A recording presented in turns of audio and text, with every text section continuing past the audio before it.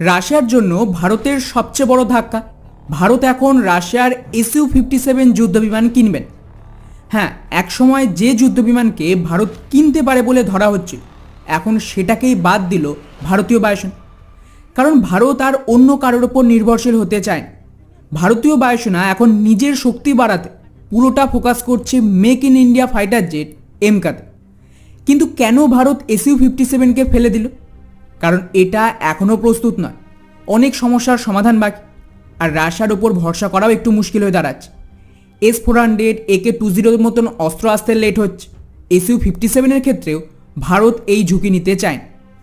তাহলে পাকিস্তান যদি নতুন জেট কেনে তাও চিন্তা নেই, কারণ ভারত এবার আর হুটহাট সিদ্ধান্ত নেবেন, বরং ভবিষ্যতের জন্যই প্রস্তুতি নেবে। আগামী কয়েক বছরে যখন এমকা আকাশে ওড়ার জন্য প্রস্তুত হবে, তখন ভারত বিশ্বের অন্যতম শক্তিশালী স্টেলথ ফাইটার জেট এমকা তৈরি করবে।